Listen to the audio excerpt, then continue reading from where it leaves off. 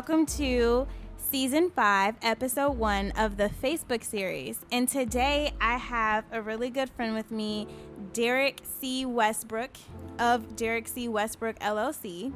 And he is a wine enthusiast, and he even brought us some wine. And so I am very excited for you guys to know who he is. He is a wealth of knowledge, and we're going to talk about not only the benefits of wine and some negotiation tips, but we're going to talk about how he has just come back from gallivanting throughout Europe. Yo, first of all, I didn't know that I was the first person on season 5, yo. Yes. Oh, I get to lead off the season? Oh, y'all gonna have some tough competition. Right. Yeah, welcome. Thank you for having me. I appreciate it. This feels great to be here. So You're very welcome. To get back in the swing of things, and in the midst of this crazy schedule, it's nice to do a little talking. So yeah. So introduce us. So what do you do? How do people know you? Yeah. And how do people connect with you? So there's a lot there. So I'm gonna run through it fairly quickly. So my name is Derrick C. Westbrook. The way you can find me, I'll give you all of the social media stuff. On social media, Instagram is Derrick C. Westbrook. Very difficult, right? The website, same thing. But here's the tricky part. And the Facebook is the same thing. But the tricky part is when you get to Twitter, because it's DC Westbrook _. Crazy, right? But yeah, so that's how you find me on social media. The way that most people know me, first of all, most people knew me in Chicago from Wine Shop, where I basically built the entire wine list and became kind of a staple in the Hyde Park, Chicago land area. And then as of tomorrow, as of August 22nd, Wine Enthusiast magazine released their 40 under 40. So the top 40 people in the beverage industry under 40, and I made the list. And they done effed up because they put your boy on the cover too. So I made the cover. Yes, congratulations. Magazine. And the crazy part about it is I was doing some research. Some of my friends were, giving me some grief about it, and we did some research, and apparently I'm the first black male wine guy on the cover. So they have other people. So it's me, Quincy Jones, who else is it? Dwayne Wade, one other person, but I don't know if you heard of him, Barack Obama, and then me on the cover of Wine Enthusiast magazine. So it's us four, and I'm the first straight up wine person. Like Dwayne Wade has his own wine label, but he's known for basketball. Right? That's awesome. So that was cool. And the physical copies actually come out today, Thursday, when this podcast airs. So I'm really excited about that. I personally don't believe it's real yet because I haven't held a physical copy yet. Like people sent me tweets and Instagram photos of them with the copies, and I'm like, yeah, I believe it, but since I can touch it, it don't exist. So I'm really excited about that. Yeah. So where can people pick up a copy for those that are listening? Yeah. So if you go to your local Walgreens, okay. If you go to my mom's actually going to pick one up tomorrow in Kroger in Nashville, Tennessee. But Target, all those major chain stores, your local stores, if they carry magazines, you'll see it. So hopefully I'll be, what the best part about this is? What? Is I'm going to be in the black barbershops and beauty salons. You're going to see me, my magazine cover, and that's what's going to be dope. So I'm excited about that, and I'm excited for my parents to see it. So you can pick it up at any place where magazines are sold. It's probably one of the largest magazines when it comes to food and beverage, so it's just about everywhere. And in some countries, so if you're out of country, you can probably still pick it up too. So. All right, cool. Yeah, I'm gonna definitely pick one up tomorrow. Take my picture on Instagram. Please do. Do some Instagram stories, tag you. So be on the lookout. I would definitely support. So now that we kind of talked about what you do, how did you get started into wine? Is that just you walked in and said, work here? How do people get involved in that? And is that something that you knew when you were going to college, or did you kind of stumble upon it? Yeah, I stumbled on it. I never thought wine was going to be an avenue for me. So I thought it was going to be in a nonprofit sector. Mm-hmm. So actually as a high school rising junior, I think, or junior in high school, I started working for a local nonprofit called Oasis Center, where they focused on youth wellness and they did like some therapy, but they also had this arm that focused on like education policy change and philanthropy and grant writing. And so I got involved with that, and they were connected with the W.K. Kellogg Foundation. So, as a junior in high school, I flew to New York to figure out how to like shoot video to tell a story. And then my senior year, I got an internship with Oasis Center where we wrote, we gave away $30,000 in grants, and we exploded the issues, trying to figure out like what is the issue that's hitting youth and how do we address that. So us becoming our own change makers, and that's kind of where I started to find my voice and started to find like, oh, this connects with me in the way I think. And so that was what I was gonna do. Fast forward to college. I was in college.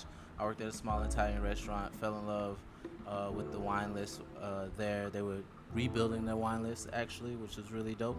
And I got to taste some really cool things that I never would have been able to taste otherwise. And I was like, oh, this is cool. This is a good hobby. I can have it in my back pocket. You know what I'm saying? I'll be a really dope dude who knows wine at the age of 22.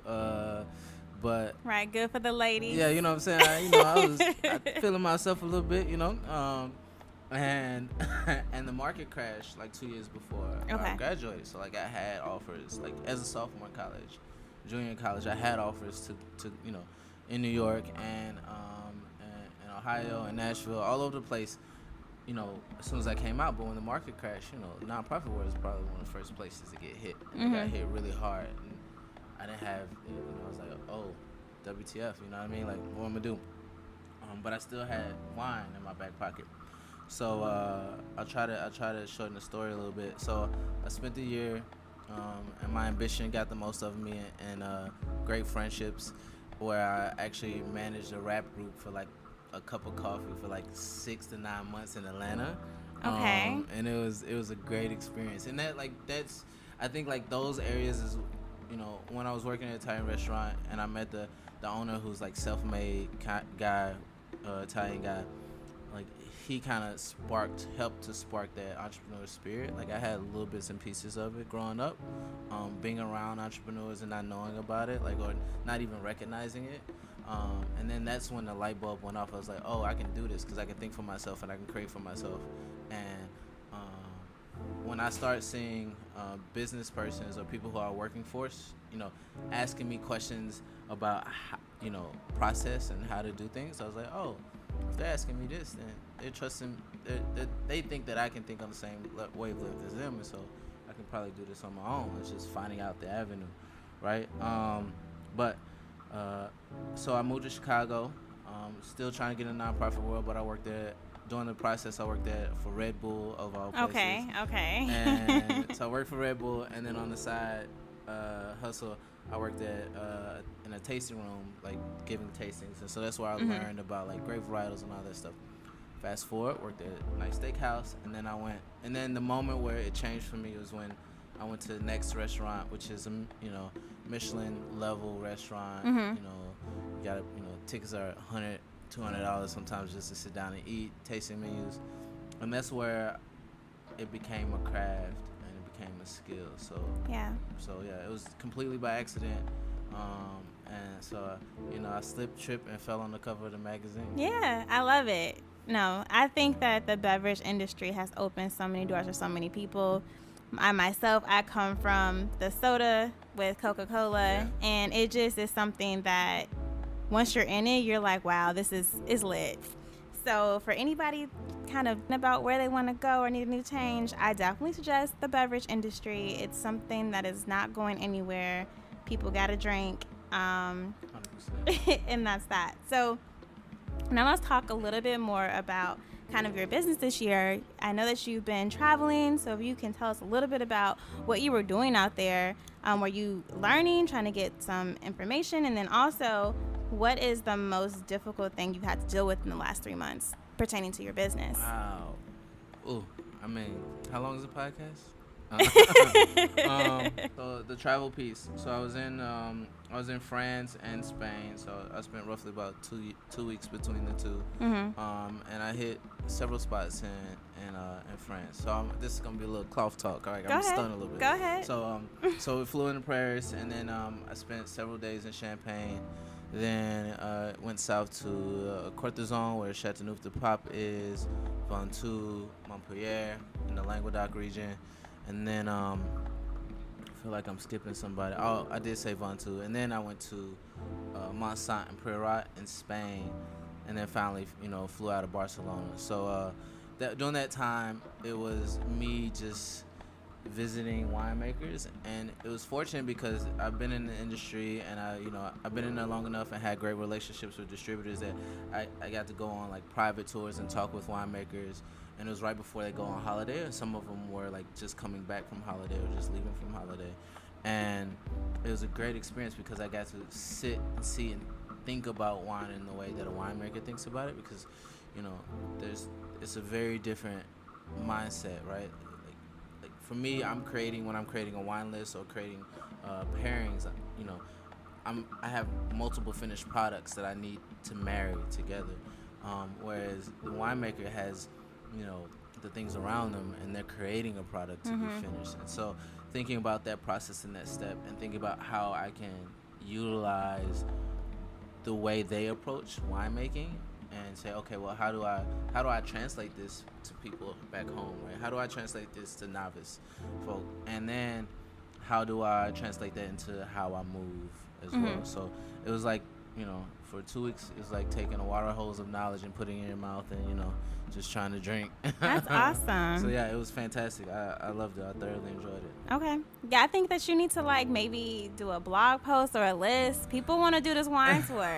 Yeah. So the tour is crazy. The list is nice. I actually I did some writing while I was in France. That's why I had some really good friends and some great people around me to tell me to write while I was there. And the best part about it is I did it by myself. So and not really knowing the language, I can speak like bottle French, which is if it's on the wine label, I can say it. But outside of that, like speaking the language, I'm trash.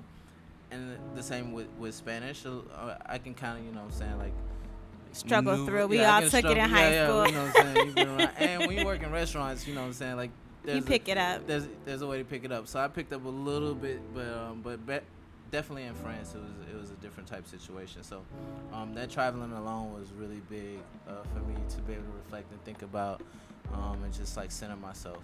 It was funny though, but it was, I wasn't relieved when I got back home. I was very tired. Which, you need a vacation from the vacation. Yeah, man. So it was a work case. The thing I always tell people is like, I did work in a very beautiful place. Like that's what it was. And that's the beautiful part about entrepreneurship. Like your lifestyle incorporates work when you're doing things that you actually want to do. I think that's when you hit the peak of it. I think that a lot of times people, if you're working, you think that you need to really unwind and like take a break and vacation. But if you do it correctly, you don't have to take a break from your life. Yeah, I rock with that for real, 100%. So now tell me, what has been the most difficult thing you've had to deal with in the last 3 months? So the last 3 months, this is September? Mm-hmm. Wow. What was that? So 3 months ago was July, August, September. Mm-hmm. Can I make a list? Go ahead. So be real. So in July, I was traveling with friends. Okay. So the anxiety of, it was my first time out of the country. And I've been on wine trips in the States, and I never really taken the time to go out of the country because I was always concerned with, like, I need to hustle and take the next SOM exam, get better at this. Like, I was always spending my downtime, like, working and honing my craft. So, like trips and, like, pleasure really took it that. So, like, this was the first time going out of the country, and I was, that was a thing for me. It's funny when people around you've been, they're like, oh, yeah, it's easy, don't worry about it, and I'm like, yeah, but I got a little anxiety, right? Yeah. And so that was probably, like, the initial, and it wasn't like a fear of flying, it was like, I need to be in this space, and I need to be able to maneuver in this space by myself. Yeah. And figure these things out on my own. So that was a really it was a very difficult time, but a really great growth opportunity for me. And then towards the end of my trip, I had some things change in my personal life that affected me. But like going from that and hitting the ground running while I'm trying to, figure out next steps. And all the while, I had this secret of wanting to do this magazine that I couldn't tell anybody. Right. So I'm holding this thing in that I can't share. And the only people I'm sharing it with is like my manager, and like I'm trying to find a publicist at the time, and then thinking about what is going to be my life, what is my life going to look like after this happens, and what are the next business moves that I want to make, and these opportunities arising even before anyone knows. So managing that was really difficult, and that really hasn't ended. Like there was some relief when I got to tell everybody, but now it's the expectation. It's like, oh, now you're 40 under 40. Like now you're not even Derrick anymore to some extent. Yeah, that's weird. But the exposure is gonna be so crazy. Yes. I'm so excited for you. I feel like this your Cardi B year. I'm trying to, man. I'm trying to. So, and the other thing too is what I realized, and the thing that I realized in that process is you find out who you are. You find out the type of person you are. You find out what are the ugliest parts of yourself and what are the most beautiful parts of yourself. Oh, so tell us, what's the ugliest part of yourself? And most beautiful, let's be fair. What is the most ugliest part of myself? I brought wine and I haven't drank enough, so I don't know if I will. So I'll give you a little piece. I think the ugliest part of myself is that historically I've been bad at maintaining relationships. And, of all sorts, right? So I'm not just talking about romantic relationships, even though those things, those things have to. For me as an entrepreneur, I haven't found perfect balance in that, and I've always placed more emphasis on the ambition of entrepreneurship, which works for me right now, and maybe it doesn't work for me in the future, but it got me here, and so there's some evaluation to that, but I realized how bad I was at maintaining relationships. Everything from friends to parents and things of that nature. Just not being able to be as present as I like because I was so focused on what was next, right? And I started to take stock of this, and I was like, well, has it been worth it, right? Is this magazine cover really worth I miss birthdays for real. Losing a relationship or people are really upset. Well, yeah, and then I would say I think when it comes to friends and family, it hasn't been really difficult because my long-term friends, they understood who I was. They love me for who I am. But I think the more the relationships with my partners has been stressed a bit, and it's my fault, which is a thing. But so those are the ugly parts. The beautiful part is that I've been able to take stock of that and change that, and really focus on opening up and telling the people I love that I love them. I think the beautiful thing is I realize that it's okay for black males especially to be able to be vulnerable in that sense to each other. Yeah. And tell my homies how I feel about them. That's so awesome. I think that's the beautiful part is recognizing I need balance and saying I need to give these roses. When the magazine came out, I took stock of the people I wanted to call, and those phone calls were thank you phone calls. Yeah. And I never imagined that those phone calls would be thank you phone calls. I don't know what kind of phone calls they should be. But I never imagined me calling them and saying thank you for because you this is yours as much as it's mine. Yeah. So I think that's the most beautiful part. I love it. Yeah, I think for me, so I'm gonna give shares as well. So for me, I feel that this quarter, or this summer plus the end of summer type thing, I've really kind of come into my own, and it's because I had to change a lot of things. During this podcast, I already said that I went from offering so many different things versus offering a lot less, becoming super niche, increasing your prices, and then figuring out, okay, this is one part. So I'm a writer for blackdoctor.org. I can do 3 articles. That's almost $100 a week that I can get from there. Then with the website, okay, we can do some websites. We can sell some online courses. You can figure out how much you need to make from there. That's one part, and just being really, really, really consistent with not only what your strategy is going to be, but I think what your entire week should look like. So I was talking to one of my friends, Dominique, and I didn't go out Labor Day weekend. And I was like, why did it take me 3 days of like literally doing work and watching movies and cleaning and unwinding to finally be where I need to be? I'm cooking weekly. I'm trying new recipes. I can go out. I can be on time with my blogs. I can catch up on my shows, and I can still make enough money that I'm not stressing, and I can finally like pay bills and like pay off these credit cards and things like that. And this is the life that I dreamt of for so long, but it just wasn't coming because I would focus so hard, like you said, on like working, or I would miss things. And that's partially why I started my business. For me, my go-to, or my why, was work-life balance. And then work became so time-consuming. I'm like, something's got to give. So finally figuring that out and making so like, okay, now I can do this. Now I have enough time to literally go and get my PMP that I've been wanting to do, but I just didn't have time for. After the PMP, I can start buying property. Like now I'm hitting the life that I dreamt of, but I have the time to do it and the funds that it all makes sense. And that just coming into that was so difficult. Like I remember days where I would be like, okay, you're going to have to learn how to do your natural hair, girl, because you can't afford weave no more. Like you can't afford it. It doesn't make sense for you to have it. Now I'm about to get my weave next Thursday. Like I'm good to go. But those were the times, and just figuring out what works, and knowing that not every idea is going to work. Please survey your audience so they can tell you what they want from you versus you thinking. So all of those things kind of happened throughout the year.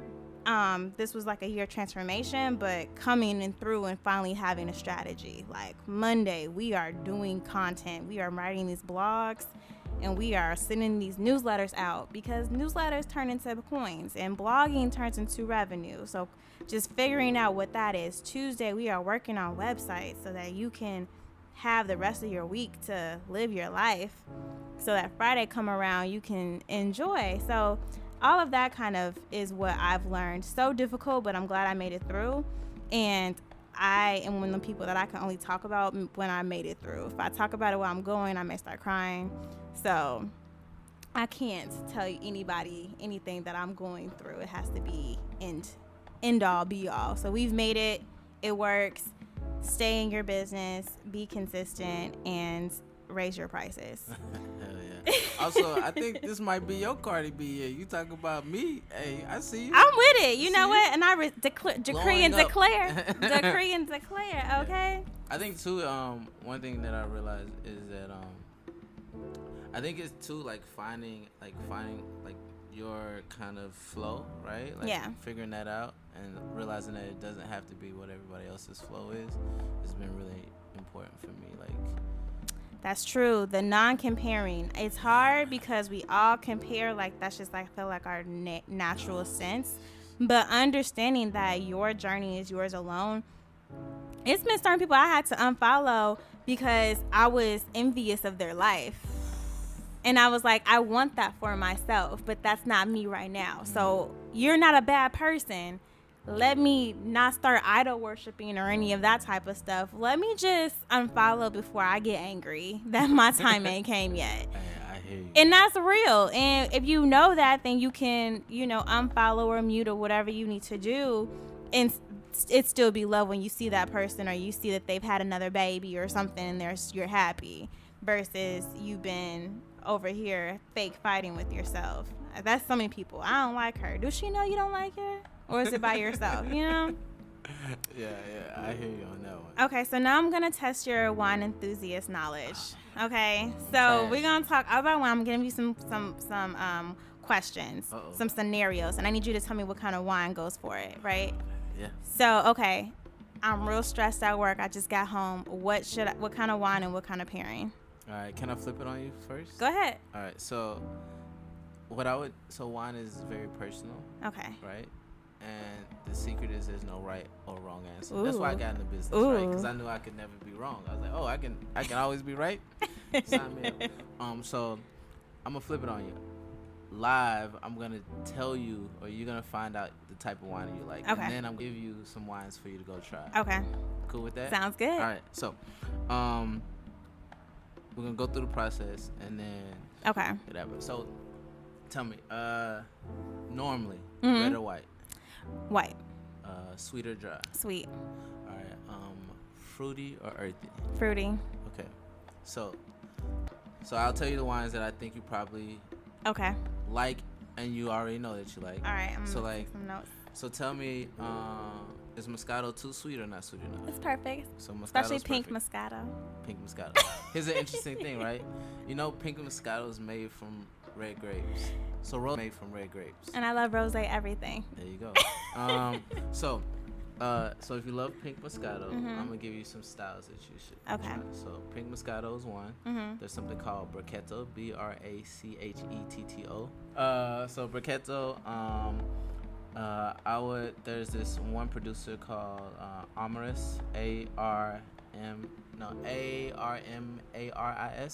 It's a sweet Tempranillo. Okay. I think you'll love that. You'll probably love like sweet Lambruscos. So Lambrusco can be sweet or dry. You'll like late harvest Rieslings. I do. And for everybody out there too, there's a difference. Riesling can be sweet or dry. It can be bone dry, super duper like acidic tart. You know what I'm saying? Like your face is melting. It's so much acidity. And then it can be like biting into a peach sweet. So those are some styles that you should look into. So Okay. So yeah. So for you, the answer would be a little different than someone else. Right. So True. so I'll give you 3 for each, right? So when you get off work, long day, right? Is that what you said? Long day. I need to be de-stressed. So if you want to be de-stressed, and you need that, you know what I'm saying? You need to put you to sleep, or you need a little bit of, so I will go, so higher alcohol wines usually do that. Okay. The key with is that the higher the alcohol, the lower the sugar content in wine, typically. This is typical situation. Okay. So for me, I would go French Malbec in that case. Okay. Because it's just enough weight, just enough roundness, just calm, chill. You know what I mean? It has enough complexity to like take your mind off what you're doing, but it's not so dense stylistically that you can't just like enjoy it. Okay. So yeah, so that's what I would do for that one. Okay. So now, what if I want to be calm? I want to treat myself to a spa day, and I just want to. So we go a couple ways. So there's something called resveratrol that's in wine, right? It's mostly found in red wine, and resveratrol is considered the fountain of youth, right? So if you want, so you can go resveratrol, so the darker, deeper red wines, or you can go something crisp, bright, and refreshing. Okay. So you can go like dry Riesling, so super crisp, or you can go another grape variety that some may have heard is Gruner Veltliner. It's out of Austria. It's minerally, it's stony, slaty, right? So I always imagine, spa days like, cucumbers on the eyelids, massages, facials, and I think of like charcoal facials personally, right? Because it fills everything out, right? And so I think of like bright, minerally white wines doing the same thing. There's no like scientific proof. It's just how I feel. So that's what I would go for. Okay, cool. So what about I want to be romantic? I want to have a nice candlelit, all that. So, I'm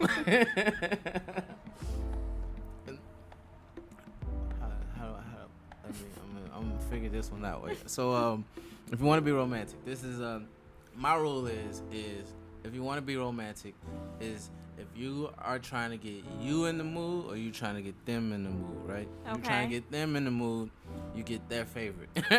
Got it. True. If you try to get you in the mood, you get your favorite. But I think romantic, like date night, chill. I like medium to light reds. So one is like Pinot Noirs, and you can get them. You can get a Pinot Noir that's like juicy, fruity. That even if you like really sweet wines, they're not abrasive. Or you can get them big and bold. It just depends on where. And another grape varietal that I'm really in love with is called Zweigelt. Zweigelt. It's out of Austria too. I like the wines from Eastern Europe a lot, because the price point's really good and like they're interesting. So those are really cool wines to do, because the wines are interesting. They're light. They won't get in the way. They're not too heavy. You know what I mean? And you don't want it too boozy, right? Because you want to be in the moment. You want to be present. So Yeah. I like wines where it has enough to get you there, but it's not going. You know what I'm saying? Not going to have you going 100 miles an hour. You just Gotcha. chill, so. So I personally hear all the time that, if you're pregnant, a glass of wine is okay. So what type of wines actually have health benefits, or do they all? So it's funny because there's an article that came out that said no alcohol has any health benefits, but I don't know. I think personally, for me, the science that I've seen is usually the best health benefits come from red wine. Red wine, okay. And that's because the skins of grapes. So the flavor and color from wine comes from the skins of the grape. So like if you cut a wine in half, like 95% of all grapes are white on the inside, or the meat is clear, the juice is clear, and the skins are different colors. So that skin houses antioxidants and the resveratrols. The antioxidants help fight free radicals. Resveratrol keeps your skin right. You know what I mean? It's like the vitamin D and E for you. So I think like red wines, deep, inky, dark red wines. They don't have to necessarily be dry, but you want thicker skin grapes. And so some thicker skin grapes, usually these are typically dry, but like Cabernet, Petit Syrah is probably like one of the best grape varietals. Garnacha is another grape varietal that I think too. So okay. So now for those of us that are like, okay, all this wine talk, I'm feeling adventurous. Let me go out, get my favorite wine. How do I pair them?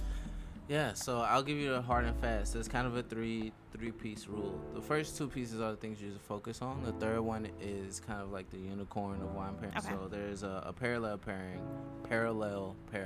and that's where you have a flavor profile. So like fettuccine alfredo, it's rich, creamy, fatty, right? And then you'll do like a rich, creamy, fatty white wine. So like California Chardonnay is usually really oaky, buttery, and creamy, right? And these are all generalizations, just to make the point. So those two wines taste very similar, so they run along the same path as each other, like a train track, right? So that's one pairing, parallel pairing, and then you have a period pairing or a stop pairing. So if you think about when you get to the stop sign, right, you have to come to a full stop.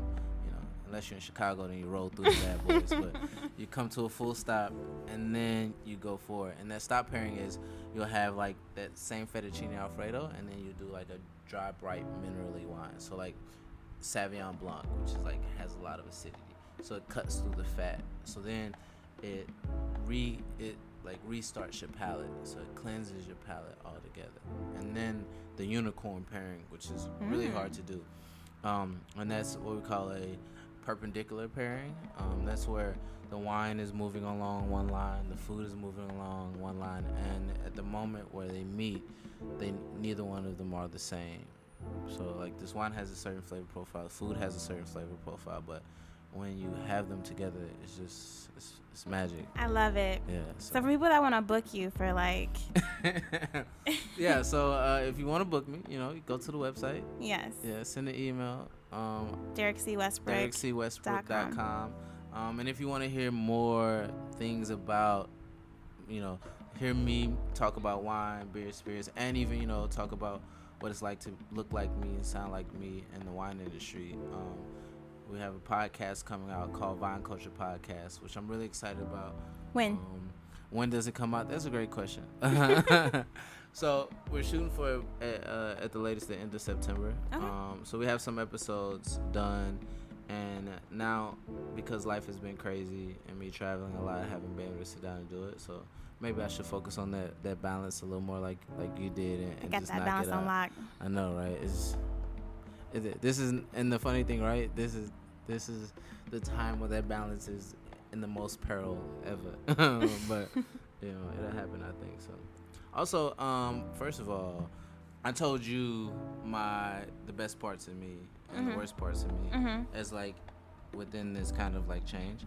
So you've had this kind of evolution, and what have you found is the best parts and the worst parts of you? Ooh. Yeah. I think the best part of me is that I'm fearless, consistent, and I believe in me. And so that is so important for anything that you're doing. A lot of people think that, they're going to find a mentor or they're waiting for Oprah or someone to discover them. And really, you have to be your best advocate. Like, I've actually, this week alone, I have a template for a proposal. And that's what I send to people when I introduce them. Like, hi, this is who I am. I've already looked at your website. This is what I want to do.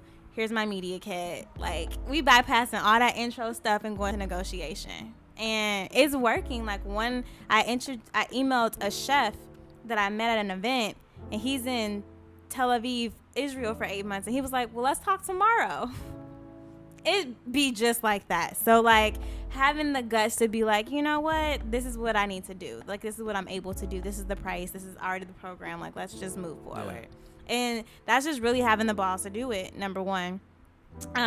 So some of the things that I'm bad at. So one of the things that I'm really bad at, it really is relationship wise. And so I actually hate talking about my relationship life, because it's just something that I'm not always good at and I don't have 100% control of. But one of the things that I realized, is that my level of vulnerability is probably comparable to a man. And so this summer I've been really focusing on that. So I kind of was able to have like a practice run with a nice young man this summer, and I was really happy with like the progress that I was doing. So although that was an issue that I knew I had that I hadn't really dived into, that has been a focus during the summer. So not only did I do like a book club with one of my friends, and we're doing a book called How to Find the Right, Calling in the One, and it definitely is able to touch on, past hurts and just issues that you've had. So that's one of the things that I've been really working on. And so I feel like I'm really ready to be, somebody's wife or whatever, and be dealing with all of that. So that is one of the things that I think that I really had to work on, personally. Secondly, I want to say that my level of empathy is also not there. It's never happened. My Facebook, Jasmine will tell you, my Facebook be off the chain. People from everywhere wanna debate me, and my Facebook profile is public, so I like encourage it. As long as it's not blatant disrespect, you can really say whatever you want. So that means that a lot of people from a lot of different places have come on me, and we've debated about different stuff. And so I will just sit there and debate to the death. Which is great. It makes for a good following. I got like 800 people following me because I'm not taking no more friend requests. I'm like 4,900 and like something. I'm only waiting for Beyonce and them to add me. That's it. Unless Beyonce send me a friend request, you're gonna have to get me through the comments, right? So my empathy is actually not there. And I don't know if that's a good or bad thing, but that's just the level. Like, if I feel really strong, I can see where you're coming from, but I'm not gonna feel your pain. Yeah, I rock with that. You know what I mean? Like, people be like, well, I was really hurt by, a light-skinned girl back in 5th grade. I understand you, but you're problematic. And let me tell you why. And let me tell you why. I'm like, I accept that, but like, no. So that's kind of where I am, but I kind of like that about me. And now I've been doing like off track. I actually hired my friend Shavana that I went to high school with, and so she's helping me to do like my family tree and like whatever. So we just found out that my like 2nd grade grandfather then like killed a white man in the honor of his wife, and like came from like somewhere down south. I don't know, it was Alabama already. Or like, and came to Cope, Illinois, like Southern Illinois. So I'm like, oh, this is why I'm spicy. Like, it's just a part of who I am. And so now I don't feel bad at all. It's like, well, at least I'm not a murderer. Hey, man, you gotta live in your truth, man. But it's like, defend her honor. Who knows what he was trying to do. And so she found that he was like jail records. So how did this Negro, right? Because we back in them times. How did this Negro get out of jail and come? Who knows? But I'm just enthralled. I'm like, we need more. I'm like, I'm related to Django. She went Django on you. You know, she said Django. Like, so when I get the full story, I would definitely have her on the podcast to give me my family tree. But I'm just geeked. I'm like, this is interesting. Family tree, wow, G. It's lit. It's lit over here. Wow. We ain't even got to Africa yet. You know? It's funny you say that because I think like the one thing we don't think about is think about the stories of our family and like think about how dope they are and like we don't, you know what I'm saying? Because we've been for the most part divorced from our history to some extent. To some extent. It's important to know you don't know how lit you are. Like we come from land. Like we was look like I've been bougie, but it's generationally bougie at this point, right? Like I saw that my great-grandmother, who we had the same birthday, June 4th, but just, 80 years apart, she took some classes at what is now Southern Illinois, but it was like, the teachers college. So I'm like, that's lit. Then I find out that my grandmother's sister, so my great-aunt, was the first black woman or black person, period, to graduate from Loyola University in nursing. So I'm like, we lit. Oh, yeah, y'all out here. We y'all out in lit. these streets. So I'm like, okay, there's pride in that. Why don't we talk about that? Yeah, man. I didn't know until she died. I'm at her funeral reading her obituary. I'm like, For real? we gotta do like some sort of like thing at you gotta Loyola. do something commemorative. Right. Where is her foundation? So I'm working. Need a building, G. You know? What a building at, my G. So we're working together with her like grandchildren, like was to work on something. But they're like, yeah, she never talks about it. I'm like, I don't know what happened really. This is beyond my time. I'm thinking because she was the only person that got her actual education. Yeah. People may have felt a certain type of way. I don't know, but it needs to be celebrated. It needs to be talked about because we think that, oh, we're the first or whatever. And it's like, no, we're not. Yeah. Like, I'm not even the second. This third generation over here, you know what I mean? And that's cool that's cool. That gives me so much pride. I'm just like, I wish I would have known that when I was 7 years old. Yeah. And white people were asking me why I was lighter than Halle Berry. You are kind of I'm caramel. But they're like, she has a Wait, time out. Is that there's no videotaping here, huh? There's no video. I am I caramel. put it like this. I'm looking with brown eyes, smell like the sunrise. Remember that song? That's my song. Cause that's 5'5". No, I know you like the song. I understand that part, but I'm looking at your logo. And she's caramel. We need a caramel. We need to get the Hershey's caramel. When the last time you had caramel? I'm just curious. With my ice cream. You had caramel ice cream? Hershey's so if caramel. you whip the vanilla ice cream into the caramel, then yes. I see. I'm practicing my empathy. Me and my mom, we argue about this all the time because she's a tiny bit darker. She be like, "Daniel, you are not." I'm like, "Yes, I am." Daniel, listen. Where am I like in between? Like we not Amanda Seals, but we not, we like in between, like a Kerry Washington, Kerry Hilson, what? Those type of people. No. No. It's like Carrie in between. Who? Kerry Hilson. Yeah, but what was the other person you said? I said we were in between. We not Amanda Stills. We not Kerry Washington. We like an in between. We're in between that. You know what? If you like it, I love it. Look, live in your truth. I didn't say I need to live go in get the color truth, matched. I need to go get color matched. Stay Here's the tuned thing, for the here's the thing. vlog. You know If what? you guys follow me on YouTube, I'm going to go get color Hold on. matched Put because put your hand on the table. Where's your hand? right here. I Oh my god. I was just, only if y'all knew this bleach blonde wooden table here. I'm dying. Okay. So let's get back on track. So how do you go about expanding your brand? Let's talk about strategy. What was your strategy going to it? And did it change? Like where you at now? Yeah, so to be straight up with you, like when it came to like brand development and all that stuff, I was trash. 100%. I'm still kind of trash in it. Like, and the reason being is like my face has always been my brand. Or, like like my ability to engage, interact with people, and talk to them has always been my brand. And I wasn't like on the wave of like needing to like. I wasn't a like social media talk to people, that kind of situation. Like, Okay. So I didn't care about that, especially growing up in the industry, in the beverage industry, where like it's like especially doing service, you like the idea is there's a term called soigner, and it's called with care. And if you do something with care, right, you don't care about the other things around you. You want to make this seamless. So like the idea of when I was working at Michelin restaurants, and like when I was a beverage director at a Michelin restaurant, like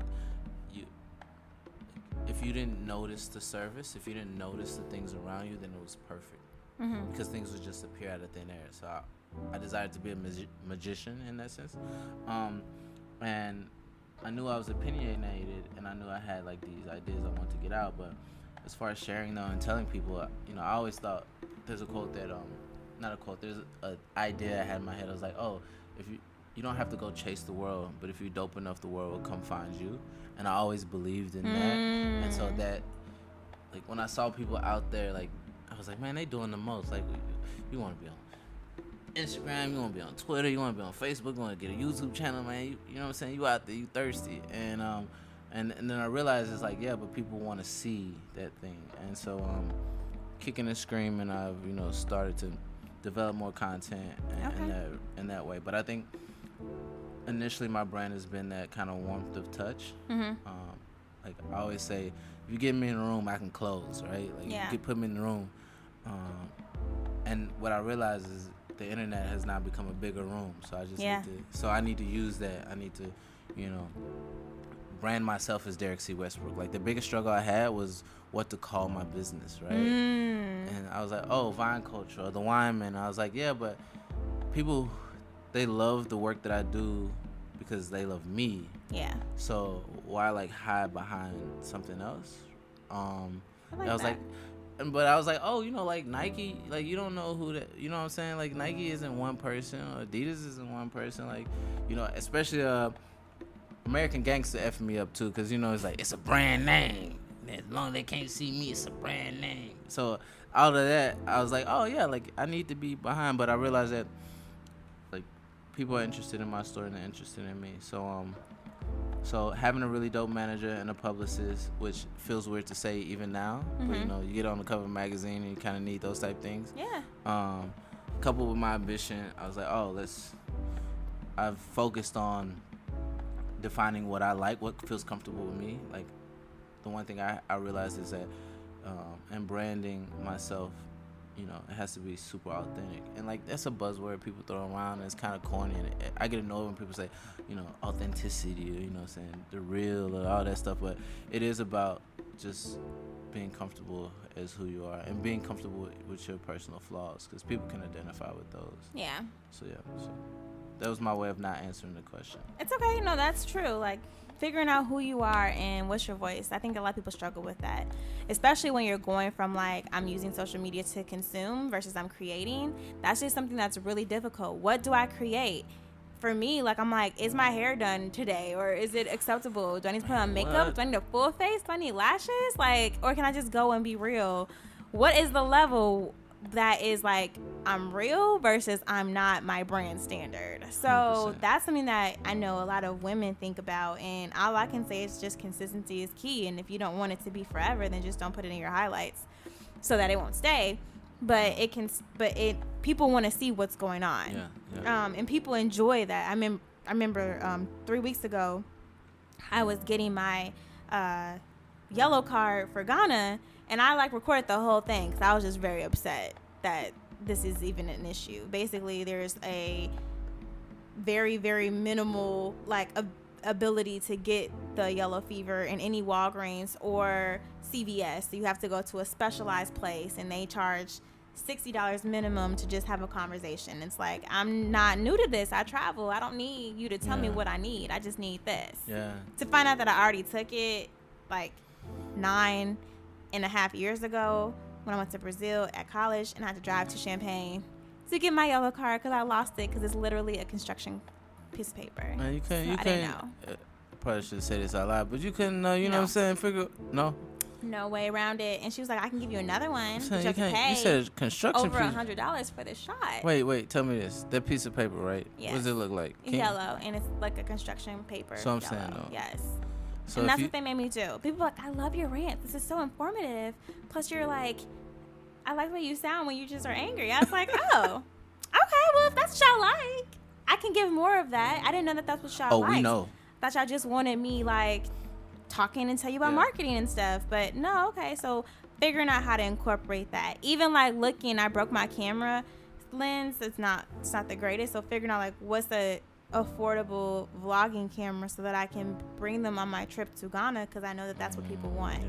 That when I went to Nigeria, I brought them along and people loved it. So I'm gonna do the same, but figuring out, okay, what does that look like money wise, and how do I fit this in bringing them on and making sure that I'm showing them enough. So I think that is important because people like that, and you never know what's gonna take you to the next level. So here's a question I have that I didn't answer when I was in France, and I've been struggling to answer now. It's like, so I'm really bad about being, actually, no.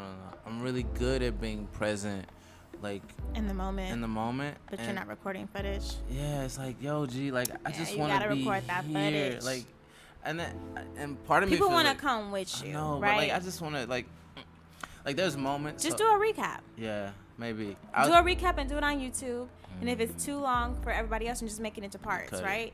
Like, I'm a fan of one thing is going to work for everybody. That's true. So if I have a blog on, resources for bloggers, then I'm going to go live on Facebook and talk about the resources for bloggers. I'm going to live on Instagram and talk about the resources for bloggers. Then I'm going to go ahead and share that same thing and make a video and put it on LinkedIn, and put it into 4 parts about resources for bloggers. And everything should be leading to either buying your website, you're buying something on your website, signing up to a course, reading the blog. It should be leading to something. Right. Even your blog should have ads already, so that people looking at stuff, they can click it. The things that you talk about should be affiliate links. So if they buy it, you get a percentage. Like, nothing should just be free. Yeah. Even if it's free, it's not really free. Yeah. It's like, I'm telling you stuff because I want you to buy my course. Right. Or I want you to book me. Whatever it is, like, I'm telling you some information so that you can then want to get more. But I'm proving that I am capable of your dollars, right? People are like, how do I know you're not a scam or not? Well, I'm telling you some real stuff that is actually factual. Yeah. Now that I've proven my validity, pay me. I'm giving you a little bit of the weight for free. Yeah. And then, you know what I'm saying? You get a little taste. But if you're just nosy and give it, like, I always, like, there's this whole, like, meme going around, like, YouTube couples are making $60K a month off of, like, ads and revenue and things like that. So people are like, well, I just need a man so I can get this YouTube couple on, because people are nosy. They want to know what's going on. They want to know what y'all fighting about, where y'all going. And, this video is sponsored by XYZ and company blah, blah, blah. And they're getting paid $5K, $2K, plus affiliate links. My G, I could have made so much money. How many months ago was it? So being in the moment, don't pay the bills. You got to bring your camera. Be in the moment and bring the camera, and then just when you get home, edit it and do what you need. But you got to bring them with but you can still do a recap, but showing the actual footage will just be that much more interesting. You know how many people want to go to Spain but will never go? Yeah, they can literally live through you. And so for anybody else, like, anything from, like, I got fired from my job, now I'm trying to get another job, that's a journey, to I had a miscarriage, now I'm going through IVF, that's a journey. Wow. Like, literally everything is a journey, and people will follow that if you are consistent enough and are open enough to expose. Like, I think that everybody should have a YouTube channel, everybody should be on social media, but just share what you're comfortable with. And that's different for different people. Yeah. I ain't comfortable with that. No. I rock with That's it. Whatever you're comfortable with. Like for me, I probably would never have, like, a man on any of my social media until we're engaged. Yeah, that's just my rule, because I don't. Why is that your rule? Yeah. Because I like the rule of we build in secret, in privacy, not secret. Like, if you're out, whatever. But we build in privacy. If it don't work, then we can heal in privacy, and then it's over. Like, if you don't make it, then you have to have a literal video explaining why you guys broke up. I probably would not be able to make it through. Like, that, all that just sounds horrible to me. So until I know that that's like it, we're good, there's actual ring, like it's happening, there's no need for me to like bring people through. Because people gonna ask. I know I ask. What happened? Oh, the videos, y'all stopped going out more and you started wearing less? Like, I don't want to know what happened. You knew the whole story. Like, you got to tell us. Same thing with people that tell us their whole pregnancy but don't show the baby. I want to see. Okay, so now let's talk about, so I want to talk about a little bit of a couple of current events, and then we'll get into the Facebook part where I'm teaching. So the first thing that I want to talk about is your thoughts on the Nike campaign. Mm-hmm. You know, people are signing Nike and their swishers and stuff like that. I think it's very interesting because Nike just signed another deal with like years worth of deal with the NFL. So, what y'all gonna do? Thing, right? Like, this is how I feel. Off-topic jerseys or not? First of all, like it's cool because I know my audience, so I can wild a little bit, especially when it comes to the NFL. So like, I play football. I got homies who like play professional football and stuff, and so like I have a fundamental issue with the NFL and sports, like, and football in general. But like I seen guys who I grew up with or you know, like play Pee Wee sports with, and it changed their lives for the better, right? But I have an issue with like the whole institution itself, right? And I think Nike, I'm like applause to Nike for a couple reasons. One is like that was a dope ass move, right? Like, it was a dope move with Colin. The other, so like on a marketing standpoint, from a social, like from a completely capitalistic standpoint, like it was a smart play, and you can do that when you're at the top of the mountain too, right? Like where we gonna go? Reebok? Where we gonna go? Like, they don't have Adidas jerseys. is coming. Do they make sports bras? You know what I mean? Like, where can you go? Yeah, and so if you can't go to Bella Noche's, where can you go? So that's the other thing is like you can make that play, but it's like where else you gonna go? Like, you know what I'm saying? Like, what else you gonna do? So it was like they went out on the limb, but you can do that when you. Cause people like, I'm going to Converse. It's like Converse owns Nike, or Nike owns Converse. Yeah. Like, where you going? So where you gonna go? Where you going? Right? So like, you know, the other thing I was like, damn, man, what if Puma would have signed him? They'd have had Jay, they'd have had. But the Cap thing is, they've been signed the whole time. Yeah, he been signed the whole time. So like, there's not. People don't look into it. They was like, well, I'm not a fan no more. Like, Lil Daddy been signed since 2011. So like you been, 11? Like, he got them checks already. Time. Yeah, you done paid for it already. And you didn't look into it and see if he was dropped. He was not. I don't think he lost any of his sponsors. No, he never. Other people lost his sponsors that were following suit, but he was fine. Yeah. That's why he's been able to continuously give, because them checks never stopped. Now he's having his whole line. And the other thing I was thinking about too, man, they gonna eat so much off that line, man. I was like, oh, Colin Kaepernick line, they gonna go crazy. The other thing I was thinking about too is like, I was thinking about like, okay, my approach to like developing, I guess, my brand and like marketing strategies. Like, when you live in your truth and you say like, this is me, this is who I am, and this is what I represent, and not be afraid of that, like, there's so much value in that. And I think the net gain is greater than the net loss in that. And I think about that like with Colin, and from a capitalistic standpoint, it's like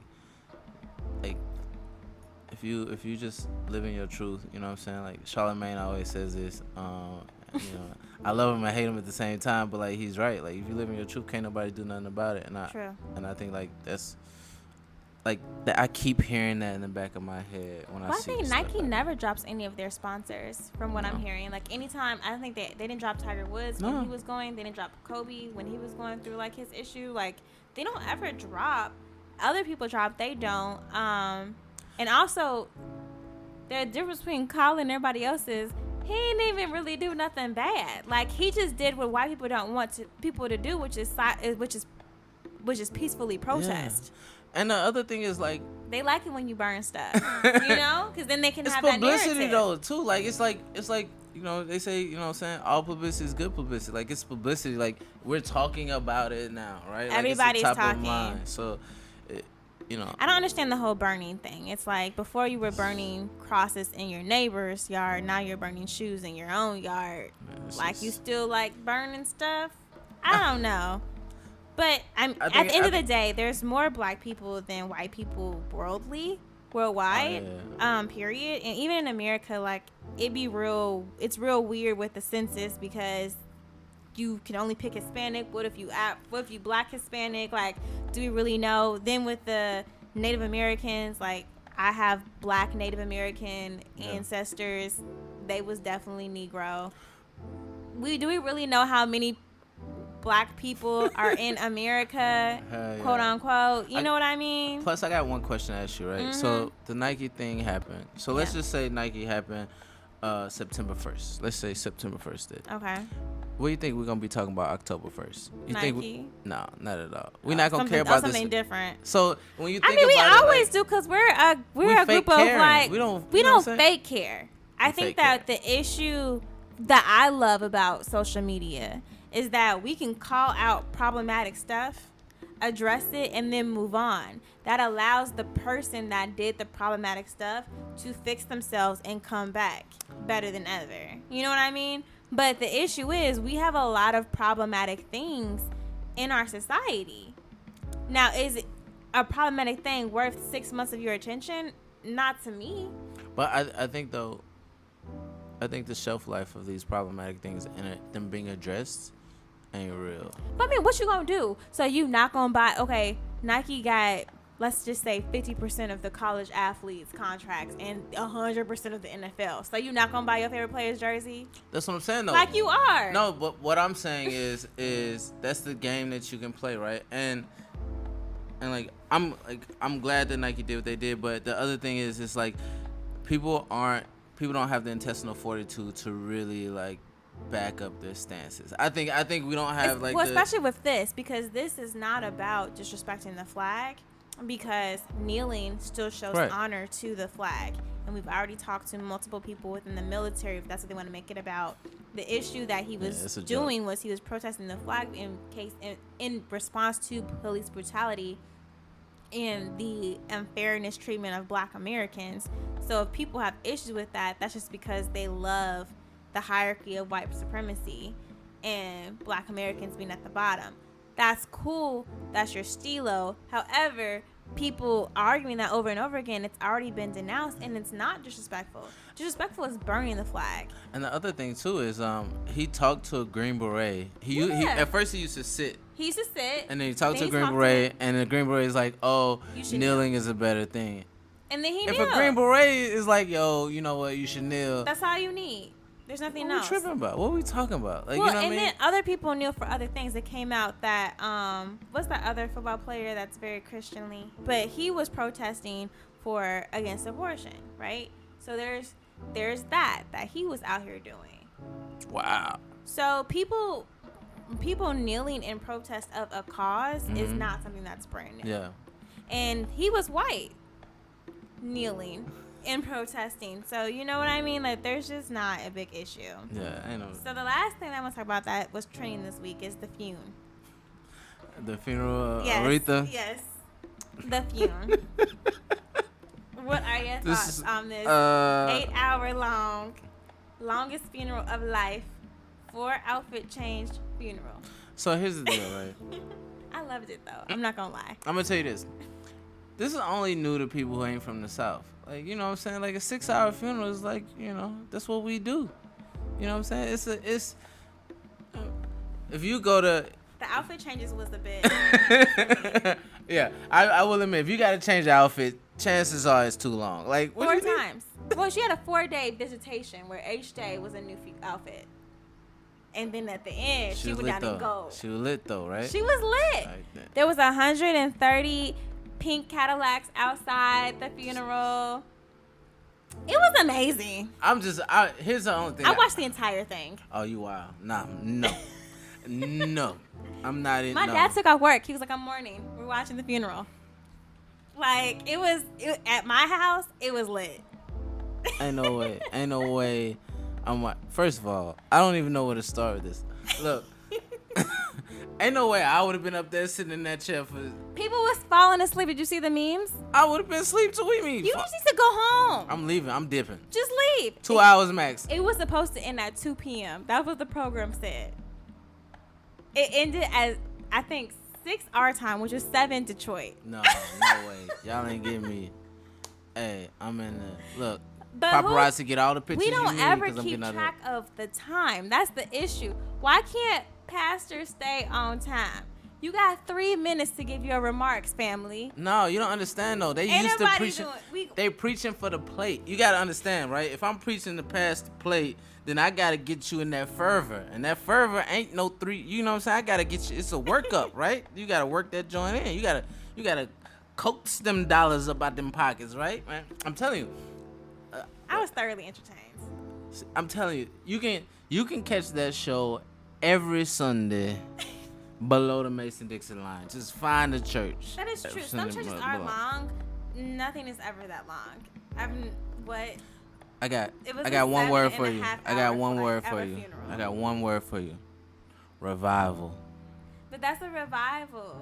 There's breaks and food breaks in between. That was just the funeral. No, that's part. No. That's just part one? Yeah, I'm saying revival right. is. You know, I was in Atlanta and I went to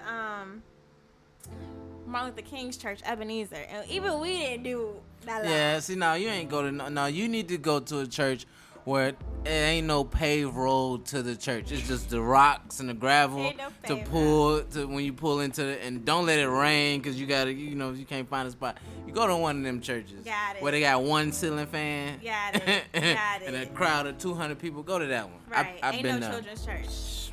Everybody. They got Sunday school in what was it called? See, I ain't been long enough. Don't tell my mama. They got Sunday school. Ain't no other rooms for Sunday school. No. You know where Sunday school at? In Sunday the- school is in the main building. Tweet me when you to remind me what the heck is called what service is held. What is it called? Sanctuary. There we go. Ooh. Look. In the sanctuary. Okay. Mama, I'm going to church this Sunday. I'm sorry. So now we're going to go into the teachable moment. So this moment is going to be about the Facebook series. So within the Facebook series, I definitely want to encourage everyone to have a Facebook fan page. So creating a Facebook fan page is not only free, but if you're going to be working with sponsored posts, it's definitely something that you want to use. So the first thing I want everybody to do is to go ahead and create their page, add their information. And one thing that a lot of people didn't know is that you can connect your site store, so the store that you have on your website, whether that be Shopify, WooCommerce, or anything else, you can actually add that to your items and they will just automatically pop up. Or you can do like I do, and I only want to showcase my online courses, so I've added in my services my online courses. You can do that, or you can actually do an actual product and people can pay for your products online through the Facebook Pay app. So that's something that's really cool. The next thing that I want people to know is that you can actually connect your newsletter to your Facebook. So every time you send out an email campaign, you can automatically post to not only your Facebook fan page, but your personal page. So that's just allowing more people that may not know who you are or know your business, but know who you are, to get in contact and to subscribe. So those are a couple of different things that you can do. Now, the last thing that I want to tell you guys about is when you have a Facebook page, you can actually utilize that page for sponsored posts. When you have a sponsored blog post or things like that, you can actually utilize this tool called Handshake, and that allows you to not only tag the brand that you're working with, but it posts a little bit different so that it showcases to everyone that you're a paid sponsor. So that's actually something that I've had to use last month when I did a campaign with Circle K and Pepsi and Flamin' Hots. I had to tag all the brands that I was working with, and that allowed me to not only get paid, but to showcase everybody that this is an advertisement. I'm getting paid for this post, and I'm in line with the federal trade regulation, which everybody wants to be in line with. So it's no longer, oh, I think I need one just because. It's something that you're going to need if you want to take your business to the next level. Your Facebook fan page not only legitimizes your business, but it showcases people that are searching for you. It's something that's very easy to find. And right underneath your website is normally your Instagram, your Facebook fan page, or some of your blogs. So for me, I am a fan of if people are going to search for you, give them what they want up front so that they don't go down a deep dive and find things that you may not want them to find, which could be things from when you said stuff that may have been problematic when you were in high school, photos from you underage drinking in college, or anything else. Like, just give people what they need so that they won't go further. For me, people want to know my education, some of my clients, and my experiences, so I make sure that you can find all of that on the first page of Google.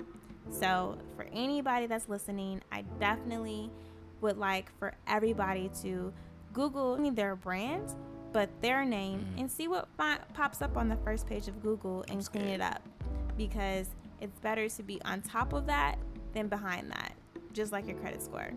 So for everyone listening, I want you guys to not only follow Derrick, but leave me a comment below on some of your strategies. What are some of the things that you're working on? And if you have any questions, don't hesitate to email me at danielle@averageblackgirl.com. And for anybody that's interested in really taking Facebook to the next level, we have a course on how to increase your likes and engagement on Facebook at the Above Average University. And so that link is in the description below. All right, guys, and I will talk to you in the next episode.